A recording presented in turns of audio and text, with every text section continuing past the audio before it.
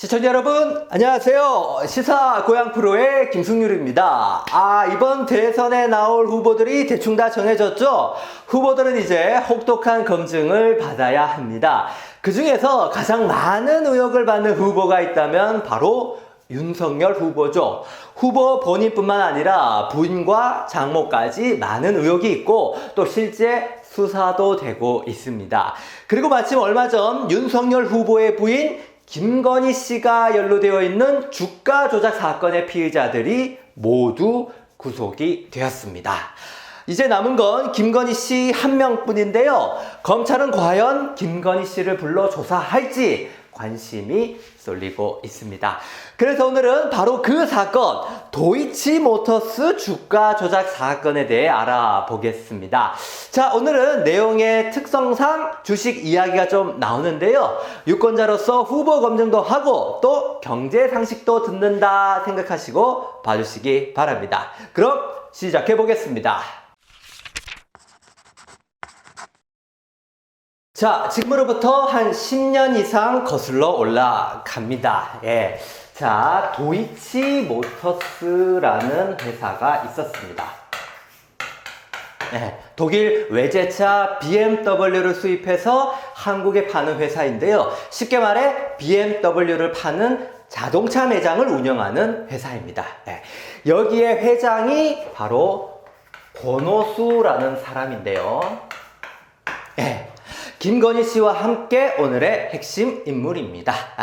권오수 회장이 주도하고 김건희 씨가 가담한 의혹이 있는 도이치모터스 주가 조작 사건, 오늘의 이야기입니다. 자, 한번 시작해보죠.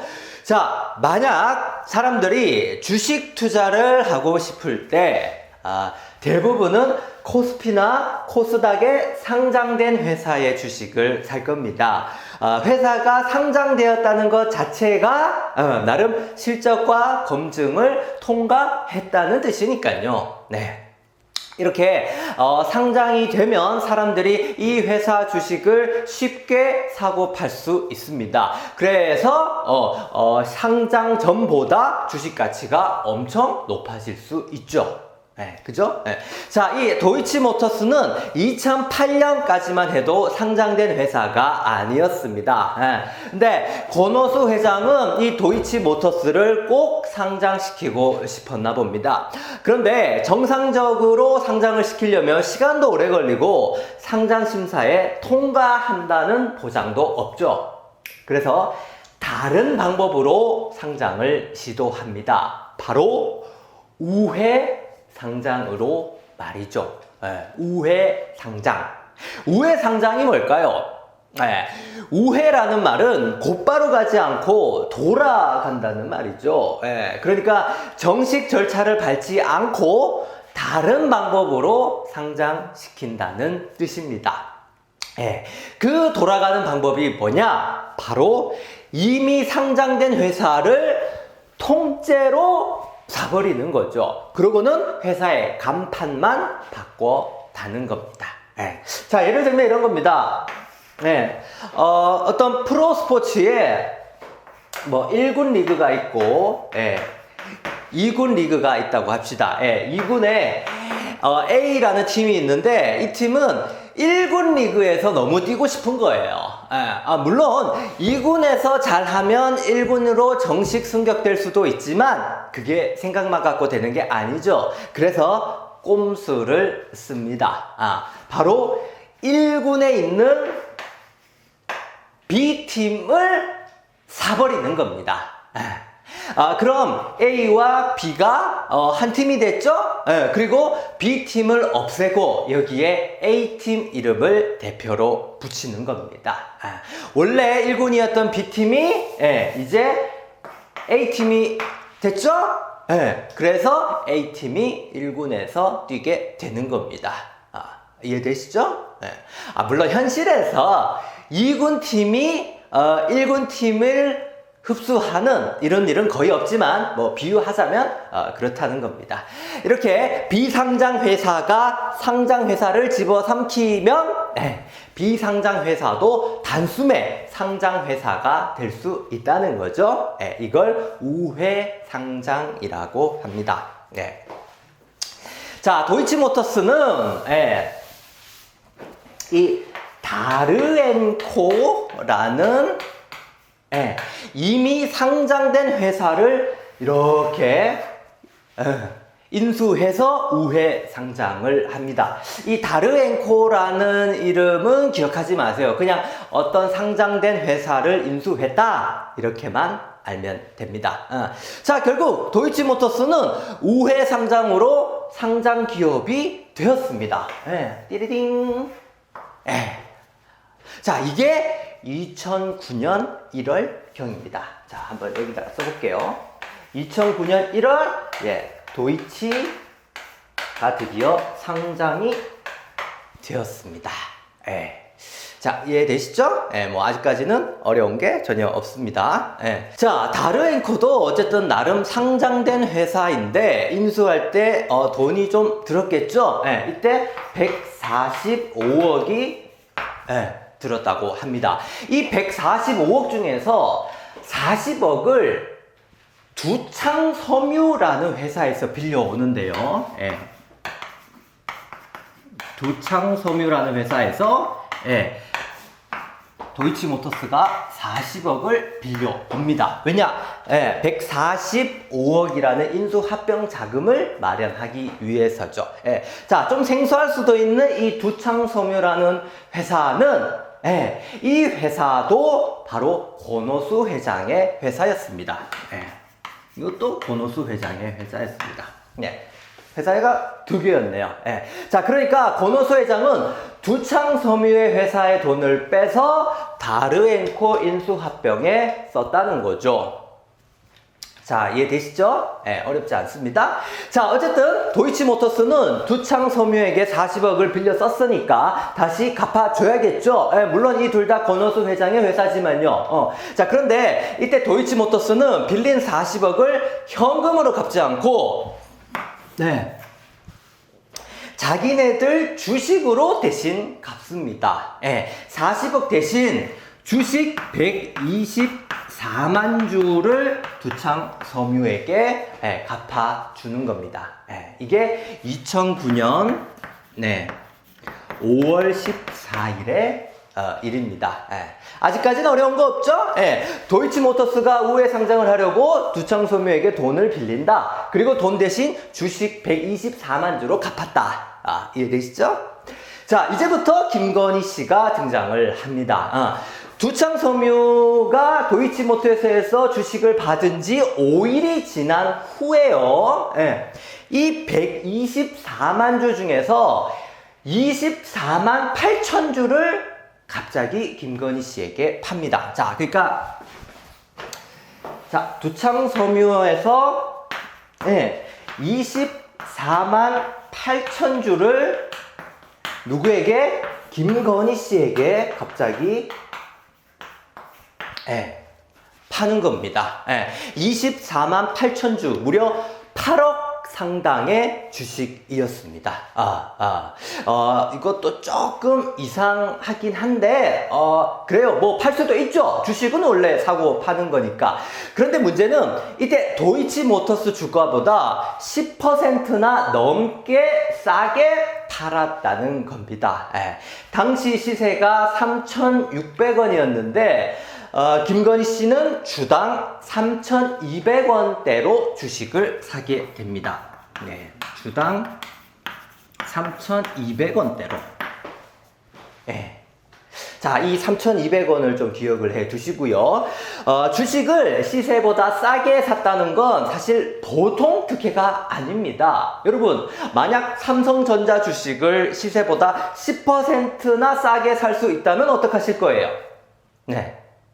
시세보다 싸게 산다는 말은 사자마자 바로 팔아도 이득이라는 거 아닙니까? 그죠? 그럼 아마 내 전 재산에 사돈, 팔촌, 옆집 돈까지 다 빌려서 살 겁니다. 무조건 먹는 거잖아요. 그죠? 사실 이런 건 회사와 특별한 관계가 없다면 불가능한 일입니다. 게다가 도이치모터스는 인수합병에 돈이 부족해서 빌려오기까지 했죠. 그런 형편에 왜 굳이 권오수 회장은 김건희 씨한테 주식을 이렇게 싸게 팔았을까요? 이상하죠? 자, 이게 바로 이 124만 주를 5월 14일 날 두창섬유에게 주고 5일이 지난 후의 일입니다. 2009년 5월 19일에 두창섬유가 김건희 씨에게 주당 3,200원으로 24만 8천 주, 무려 8억 상당의 주식을 넘겼습니다. 되십니까? 자, 어쨌든 도이치모터스는 막대한 돈을 쓰면서 힘겹게 우회 상장을 했습니다. 권오수 회장이 꿈에도 그리던 상장이었죠. 주가가 막 오르길 기대했겠죠. 그런데 예상과는 달리 상장 첫날부터 주가가 아주 곤두박질 치는 겁니다. 흔히 따상이라고 하면서 상장 첫날엔 분위기 좋게 시작하거든요. 근데 상장 첫날부터 하한가를 치더니 심지어 1년 내내 주가가 떨어집니다. 상장 첫날 9,000원으로 시작했던 그 주가가 연말엔 1,800원대로 내려앉았죠. 9,000원이 1,800원대로. 얼마나 상심이 크겠습니까? 그죠? 이렇게 힘겹게 상장을 했는데 말이죠. 자, 권오수 회장은 바로 이런 상황에서 주가 조작 계획을 세웁니다. 2009년 11월, 일명 주가 조작의 선수라고 불리는 이정필 씨를 만납니다. 2009년 11월 선수와 만나 조작을 드디어 모의를 합니다. 약 상장되고 1년이 지난 후에야 한단 말이죠. 왜냐하면 주가가 아주 곤두박질 쳤다고 했죠. 자, 선수를 만나서 주가를 좀 올려달라고 제안을 합니다. 그리고 선수 이정필 씨가 오케이 알겠다 승낙을 하고 권오수 회장은 자기 주식 100만 주를 이정필 씨한테 넘깁니다. 이렇게 권오수 회장이 선수를 직접 섭외하고 자기 주식과 현금을 제일 먼저 넘겨주면서 조작이 시작되었습니다. 근데 선수한테 맡겼더니 진짜 주가가 오르는 겁니다. 자, 아까 1,800원대로 내려앉았던 주가가 2010년 1월쯤엔 2,500원까지 올랐습니다. 진짜 효과가 있었던 거죠. 자, 이 좋은 일을 권오수 회장은 혼자만 먹고 입을 싹 닦을 만도 한데 이분은 그렇게 하지 않았습니다. 같이 나누고 싶었던 거죠. 그래서 도이치모터스 대주주한테도 이정필을 소개시켜주고 같이 한 배를 타게 됩니다. 자, 근데 도이치모터스 대주주 중에는 누가 있죠? 아까 도이치모터스 24만 8천 주를 산 사람이 있었죠?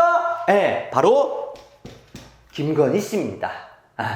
김건희 씨도 자기 8억 원치 주식과 현금 10억을 선수 이정필 씨한테 넘겨줍니다. 자, 2010년 2월쯤에 김건희 씨가 가담을 하게 됩니다. 주가 조작은 2009년 11월쯤에 시작이 되었고요.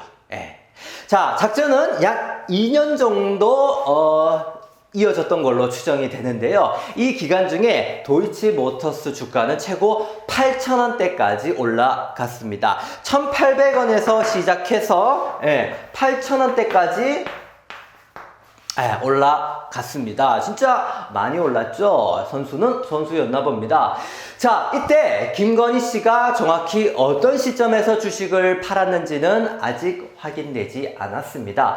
그래도 대략 7, 8천 원대에서 팔았다고 가정하면 적어도 원금의 2배 이상은 먹었다는 얘기입니다. 아까 김건희 씨가 두창섬유한테서 주당 얼마에 샀다고 했죠?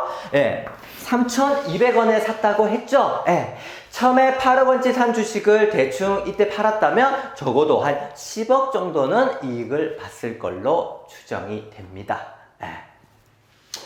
자, 김건희 씨는 도이치모터스 주식을 살 때부터 약간 특혜가 있었죠? 싸게 샀잖아요.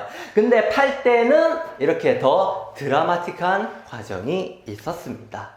물론 이 모든 일은 권오수 회장이 없었다면 불가능한 일이었죠. 자, 제가 지금 계속해서 주가 조작에 대해 이야기하고 있습니다. 이게 나쁜 짓이란 건 누구나 다 알죠. 그런데 보시는 분들 중에선 아마 이런 생각하시는 분들도 있을 것 같습니다. 근데 주가 조작이라는 것은 어떻게 하는 거예요? 네, 아주 좋은 질문입니다. 저희는 시사 초보잖아요, 그죠?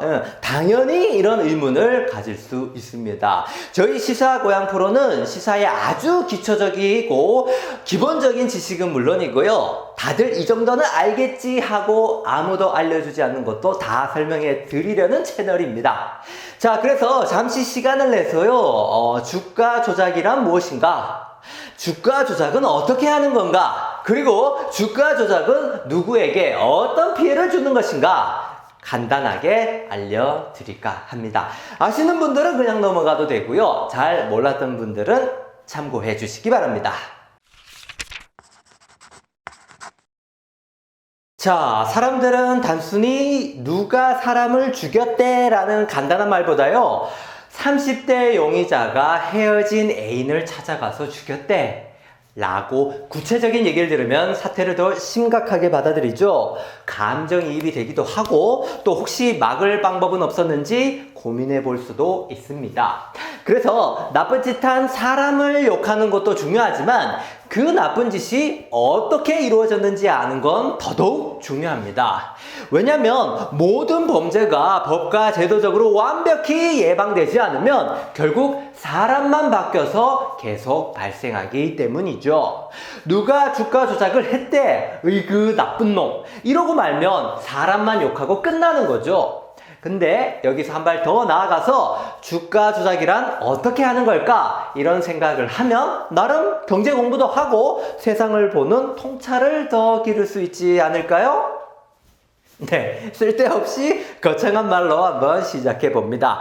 자, 주제가 주제인 만큼 주가 조작 방법도 같이 알려드려야겠다 이런 생각을 했는데요. 막상 이걸 어떻게 설명해야 좋을까 고민이 많았습니다. 전문가도 아닌 제가 뭘 안다고 떠들 수 있을까 걱정도 좀 됐고요. 그래서 고민 끝에 쉬운 비유를 들어서 한번 설명해 볼까 합니다. 지금부터 짧은 이야기를 하나 들려드릴 텐데요. 먼저 이 얘기를 다 듣고 주가 조작에 대해 계속해 보겠습니다. 자, 어느 한 마을에 낯선 남자가 나타나 말했습니다. 여기 원숭이를 한 마리당 100만 원에 사겠습니다. 이 마을엔 원숭이가 넘쳐납습니다. 그래서 많은 사람들이 숲으로 달려가 원숭이를 잡았습니다. 남자는 정확히 100만 원을 주고 원숭이를 다 사들였습니다. 자, 며칠 뒤 남자가 다시 나타나 이번엔 마리당 200만 원을 주고 사겠다고 합니다. 마을 사람들은 다시 원숭이를 잡으러 갔습니다. 남자는 이번에도 200만 원을 주고 원숭이를 다 샀습니다. 자, 그런데 원숭이를 100만 원, 200만 원에 너무 많이 잡아들였죠? 이제 마을엔 원숭이가 급격히 줄어들었습니다. 당연하죠? 자, 원숭이를 구하기 어려워지자 남자는 이제 250만 원까지 원숭이 가격을 올렸습니다. 자, 그러나 값을 올려도 더 이상 원숭이를 찾을 순 없었습니다. 이미 다 싸그리 잡아드렸으니까요. 그죠? 자, 값을 올려도 원숭이를 찾을 수 없었습니다. 남자는 드디어 500만 원까지 올렸습니다. 500만 원까지. 자, 그러고는 다른 마을에 간다며 마을을 잠시 떠났습니다. 자, 남자가 마을을 비운 사이 남자의 조수가 마을 사람들에게 찾아와서 말했습니다. 저희가 모은 원숭이를 여러분께 350만 원에 팔게요.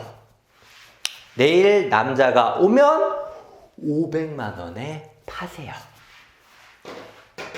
마을 사람들은 안 그래도 원숭이를 못 구해서 참 힘들었는데 이렇게 판다고 하니까 고맙죠. 예, 고마워하며 350만 원의 원숭이를 남자의 조수한테 다 사드렸습니다. 예. 자, 그런데 그 후 남자와 조수는 두 번 다시 나타나지 않았습니다.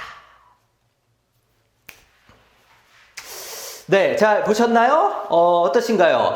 이해가 한 번에 빡 되지 않습니까? 예, 이건 제가 만든 이야기는 아니고요.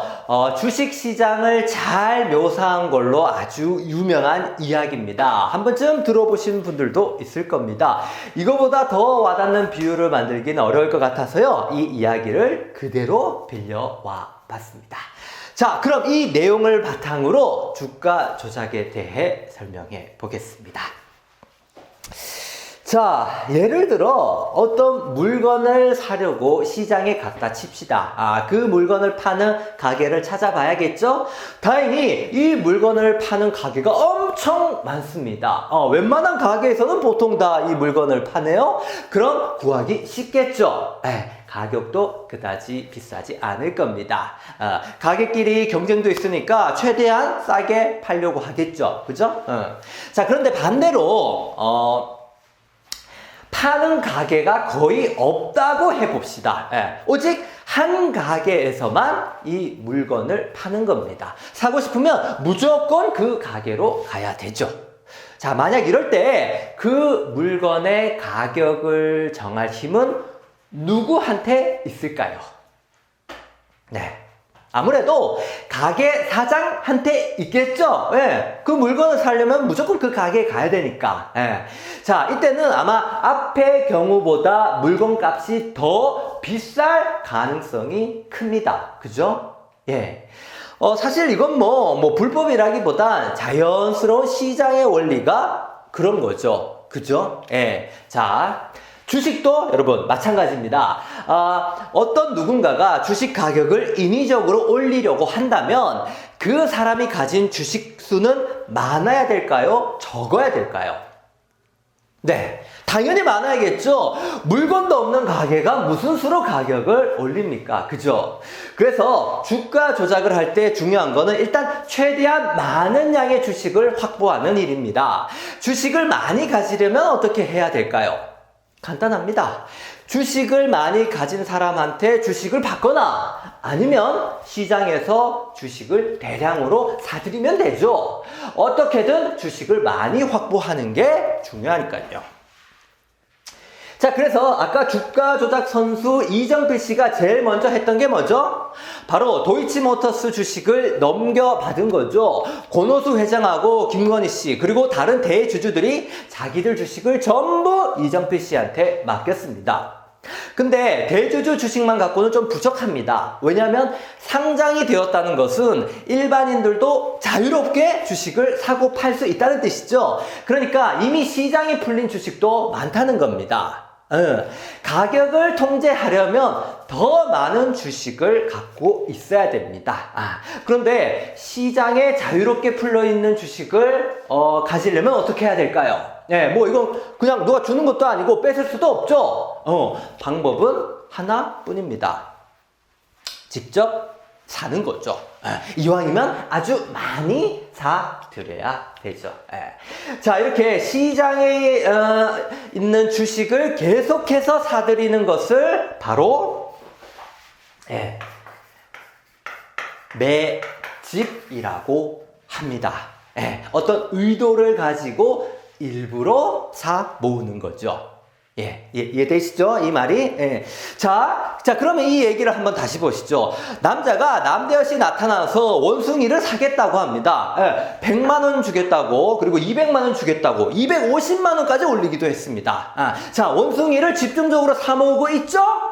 이게 바로 다 매집입니다. 남자가 제일 먼저 했던 작업이 바로 이 매집 과정이었던 겁니다. 많이 가질수록 가격을 통제할 수 있으니까요. 예. 자, 이 마을 사람들은 뭣도 모르고 좋다고 팔았죠. 안 그래도 넘쳐나던 원숭이를 이참에 팔아 넘길 수 있어서 아마 좋아했을 겁니다. 이게 작전의 일환인 줄도 모르고 말이죠. 예. 자, 그런데 이런 매집을 하려면 아무래도 돈이 좀 있어야겠죠. 선수가 직접 자기 돈으로 이 짓을 하겠어요? 네, 선수가 이 작전을 할 수 있게 누군가는 돈을 대줘야겠죠. 작전에 돈을 대주는 사람, 그게 바로 이른바 쩐주입니다. 네. 자, 여기 이정필 선수를 지원한 쩐주가 누구죠? 네, 아까 말한 권오수 회장, 김건희 씨, 그리고 대주주들이었죠. 그래서 이 사람들이 아까 자기들 주식하고 현금 계좌까지 선수한테 맡겼던 겁니다. 작업에 쓰세요 하면서 말이죠. 이해되시죠?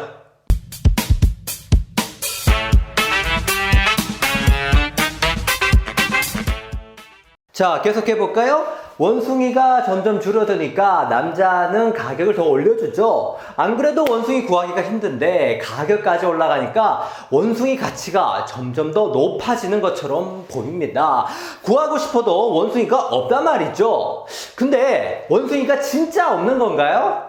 아니죠. 실제로 남자가 다 가지고 내놓지 않은 것 뿐입니다. 사고 싶은 사람은 많은데 시장에 매물이 없으니까 당연히 가격이 점점 올라가겠죠. 이쯤 되면 마을 사람들은 원숭이 구하려고 안달이 났을 겁니다. 원숭이만 있으면 돈을 벌 수 있다는 소문이 자자하게 나 있을 테고요. 원숭이 투자에 관심이 없던 사람들도 숲을 뒤지고 다니는 거죠. 자, 현실에서는 이런 광경이 어떻게 이루어지고 있을까요? 언제부턴가 어떤 회사를 다룬 기사가 막 자주 나오는가 싶더니요, 성장 가능성이 크고 조만간 있을 어떤 사건이 좋은 호재가 될 거라는 예측도 자꾸 발표됩니다. 그래서 주가가 연일 상한가를 치고 있다는 뉴스가 나오고요, 급기야 이걸로 누가 돈을 얼마를 벌었다더라 하는 이야기까지 쏟아집니다. 네, 이런 기사들 많이 보셨죠? 이런 거 보면 아무래도 사람 마음이 좀 흔들리기 마련입니다. 지금이라도 들어가 볼까 하는 고민이 되는 거죠. 부동산, 주식, 코인 뭐 다 이런 식으로 사람 마음을 부채질하는 겁니다. 자, 그런데 이런 기사들이 정말 순수하게 정보 전달의 목적으로 나온 걸까요? 누군가가 의도적으로 뿌린 건 아닐까요? 실제로 권오수 회장은 선수뿐만 아니라 언론사 기자와 증권사까지 조작에 끌어들였습니다. 증권사는 도이치모터스를 사야 된다고 추천하고 기자는 도이치모터스의 긍정적인 기사를 계속 올려줬죠. 그렇게 주가가 올라갔던 겁니다. 선수는 주가를 조장하고 증권사는 좋은 리포터를 써주고 언론사는 그걸 사람들에게 막 알리고, 이 삼박자가 전형적으로 주가를 조작할 때 쓰는 작전들입니다. 이해되시죠? 자, 이제 피날레만 남았습니다. 원숭이 가격은 계속 오르는데 매물은 없고 사람들은 이제 애가 탑니다. 그런 중 이제 원숭이 값이 무려 500만원까지 오릅니다. 처음보다 무려 5배나 올랐습니다. 이쯤 되면 사람들은 거의 제정신이 아니에요. 애초에 관심이 없던 사람들도 원숭이를 잡겠다고 막 난리가 나죠. 시장에는 막 이상한 제품들까지 등장합니다. 원숭이 사냥 노하우 뭐 이런 책이 나오고요. TV를 트는 데마다 원숭이 전문가라는 사람들이 나타나서 아직도 늦지 않았습니다 그럽니다. 최첨단 원숭이 사냥 세트 이런 게 말도 안 되는 고가인데도 불티나게 팔립니다. 자, 이렇게 시장이 막 미쳐 돌아가고 있을 때 드디어 남자의 조수가 슬그머니 등장을 하죠. 그러고는 아주 선심 쓰듯이 350만원의 원숭이를 팔겠다고 합니다. 생각해보면 처음에 100만원에 팔았던 걸 350만원에 다시 사는 건 정말 바보 같은 짓이죠. 근데 사람들은 이미 이성을 잃은 지 오래입니다. 오히려 이런 합리화를 하죠. 350만원이 좀 비싸도 어차피 500만원에 팔 건데 별 문제 없다. 네. 원숭이를 사기 위해서 전 재산을 긁어 모으고 적금 깨고 대출 받고 이른바 영끌하는 사람들이 속출합니다. 이런 이야기 한두 번 들어본 게 아니죠. 자, 결국 조수는 모든 원숭이를 350만 원에 팔았습니다. 그리고 다시는 나타나지 않았죠. 게임이 전부 끝난 겁니다. 남자와 조수는 자기들이 100만 원, 200만 원에 사모았던 원숭이를 350만 원에 전부 팔아 넘겼습니다. 단 한 방에 말이죠. 이걸 흔히 개미들한테 떠넘겼다라고 말합니다. 작전 세력들이 일반 개인 투자자들한테 비싼 값에 다 팔아 넘겼다는 뜻이죠. 자, 이제 마을에 원숭이는 다시 넘쳐나게 되었습니다. 이런 원숭이를 누가 500만 원에 사줄까요? 없죠. 이제 10만 원에도 사주는 사람이 없을 겁니다. 말 그대로 당한 거죠. 마을엔 곡소리가 울려 퍼지겠죠? 또 누군가는 차디찬 그렇습니다. 자, 이제 이해되시나요? 정리하자면 이렇습니다. 주가 조작을 하려면 우선 많은 물량의 주식을 확보해야 됩니다. 대주주한테도 받고 시장에 싼 값에 대거 사들이는 작업을 하죠. 이걸 매집이라고 했습니다.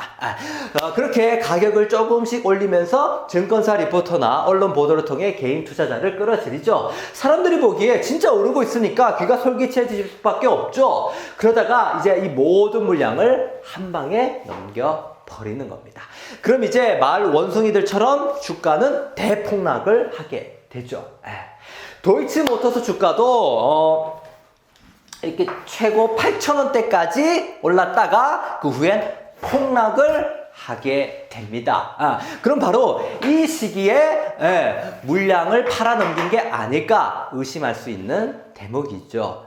작전 세력들은 엄청난 이익을 받겠지만 그 피해는 고스란히 일반 투자자에게 가는 겁니다. 자, 꽤 긴 시간을 들여서 주가 조작에 대해 설명드렸습니다. 간단한 이야기를 살펴봤는데 이해가 잘 되셨나요? 주식을 잘 몰라도 이거 하나는 확실하게 알 수 있죠. 주가 조작은 두말할 나위 없는 사기란 걸 말입니다. 그것도 한두 사람 피해 준 게 아니라 불특정 다수의 수많은 사람들에게 아픔을 준 아주 고약한 사기라는 거죠. 자, 이 도이치모터스 주가 조작이 벌어지고 그 후엔 어떻게 됐을까요? 요즘 와서야 관련자들이 구속되기 시작했는데 옛날엔 왜 수사가 제대로 이루어지지 않았던 걸까요? 윤석열 후보는 이 사건을 두고 뭐라고 이야기했을까요? 사건의 그 후를 간략히 정리해 보겠습니다. 자, 이 사건을 세상에 처음 알린 건 뉴스타파라는 언론이었습니다. 시민보 기자라는 분이 취재를 했죠.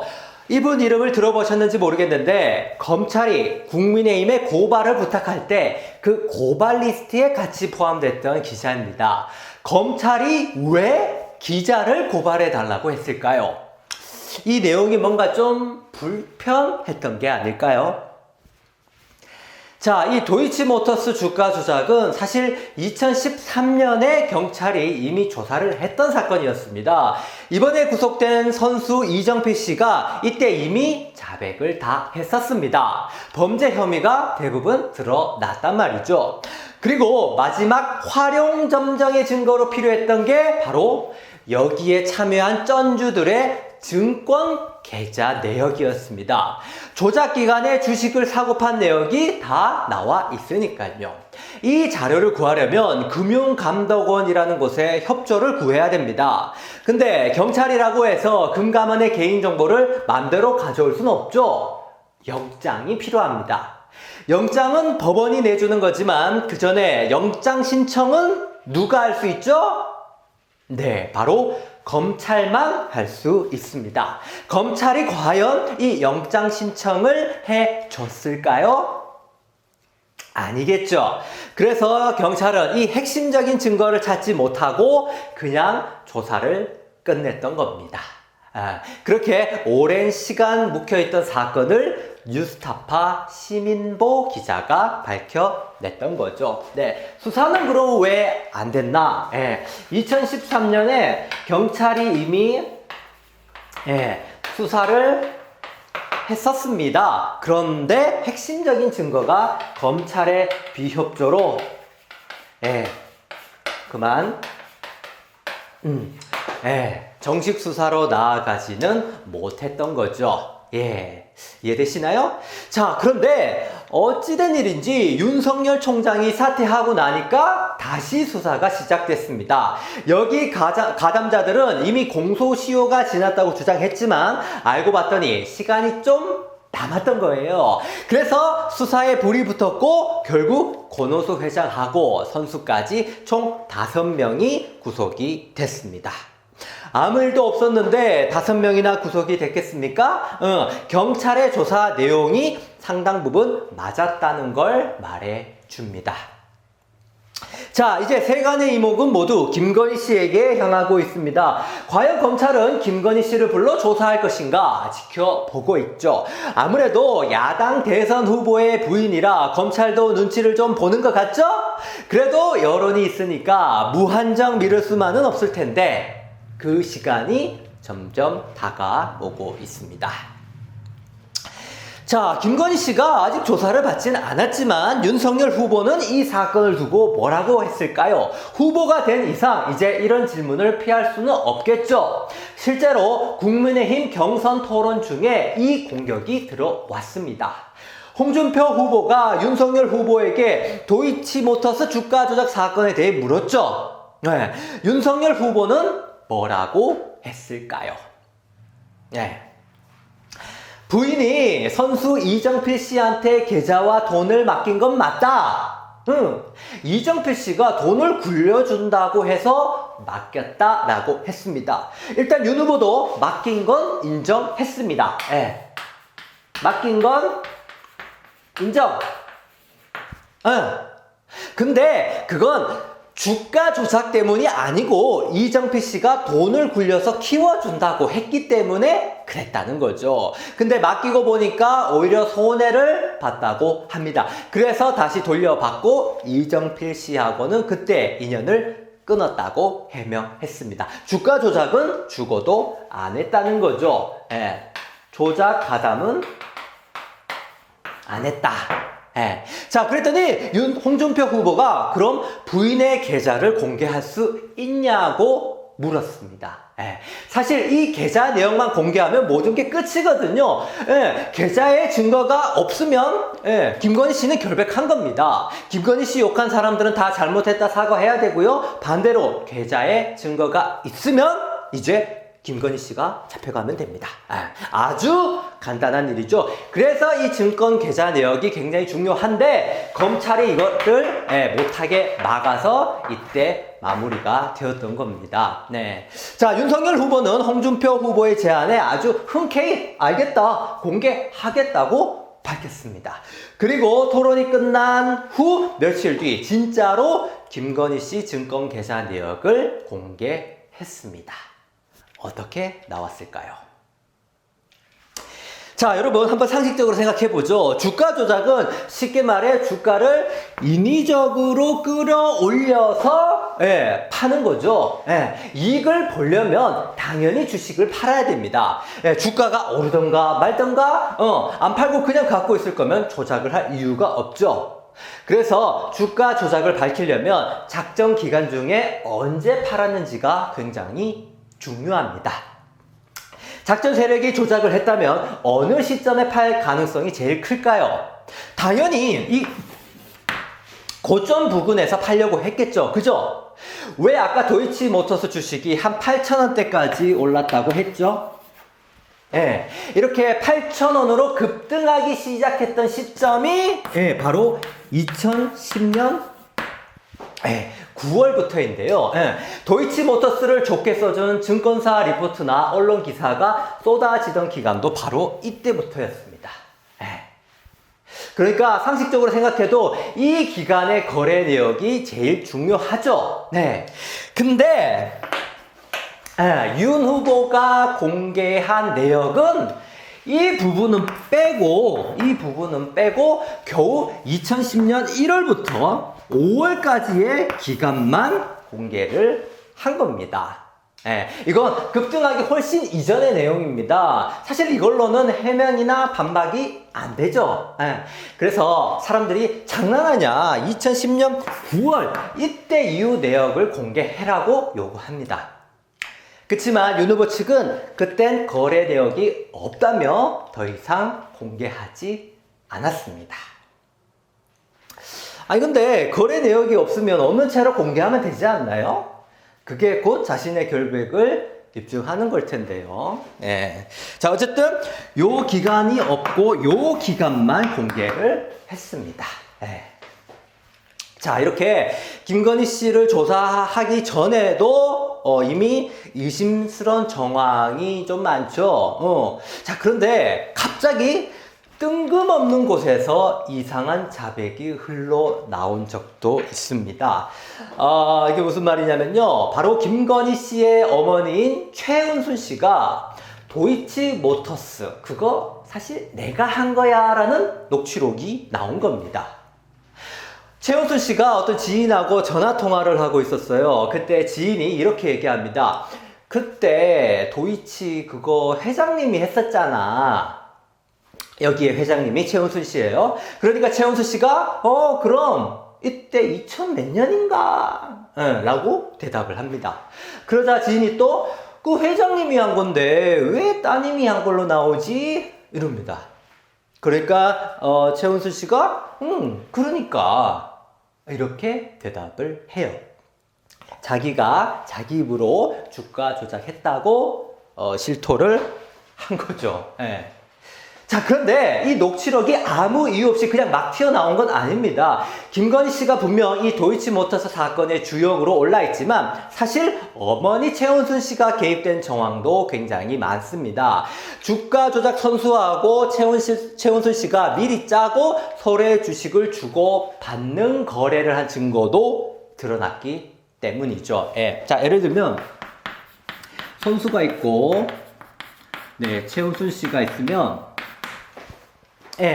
선수가 판 주식을 최은순 씨가 사고 최은순 씨는 그걸 받아서 다시 선수한테 파는 겁니다. 이렇게 서로 주고받으면서 가격을 계속 뻥튀기 시키는 거죠. 서로 왔다 갔다 주고받는 이런 거래를 통정거래라고 합니다. 그래서 김건희 씨와 최은순 씨 둘 다 주가 조작에 참여한 거 아닐까 하는 의심이 되는 거죠. 그러니까 저런 말을 태어나게 할 수 있는 거죠. 자, 이제 정리를 하자면요. 도이치모터스 주가 조작은 2013년에 경찰이 이미 조사를 했었습니다. 그런데 핵심적인 증거를 찾는데 검찰이 협조하지 않아서 결국 흐지부지 되고 말았죠. 그런데 윤석열 총장이 사퇴하고 난 다음 수사가 재개됐는데 핵심 인사 5명이 바로 구속되었습니다. 이제 남은 건 김건희 씨뿐. 하지만 상대는 야당의 대선 후보의 부인입니다. 윤석열 후보는 그 선수한테 투자를 맡기긴 했는데 오히려 손해를 봤다고 해명했습니다. 그렇지만 주가 조작 기간의 계좌 내역은 공개하지 않았습니다. 자, 그리고 주가 조작에 가담한 사람은 김건희 씨만이 아니라는 신선한 자백이 나왔죠. 김건희 씨의 어머니 최은순 씨가 주가 조작을 한 사람은 바로 나였다 라는 녹취록이 나왔습니다. 이해되시죠? 이게 도이치모터스 주가 조작 사건이 있은 후에 일어났던 일들입니다. 자, 오늘 이렇게 도이치모터스 주가 조작 사건의 정리를 해봤습니다. 오늘 내용이 이해가 잘 되셨나요? 경제범죄는 항상 이렇게 좀 복잡하고 어렵습니다. 그죠? 그렇다고 어렵다고 계속 피하고 모른 채 하면 이런 일은 계속 반복됩니다. 잘못이 있다면 밝혀내고 죄를 물어야겠죠. 자, 과연 검찰은 김건희 씨를 불러 조사할 수 있을까요? 더 나아가 영장도 치고 기소도 할 수 있을까요? 더 이상 덮을 수도 없고 미룰 수도 없는 순간이 오고 있습니다. 이래도 욕먹고 저래도 욕을 먹을 것 같은데 검찰은 과연 어떤 선택을 할지 지켜봐야겠습니다. 자, 오늘도 긴 영상 끝까지 함께 해주셔서 감사합니다. 저는 또 다음 영상에서 뵙겠습니다. 여러분 안녕히 계세요.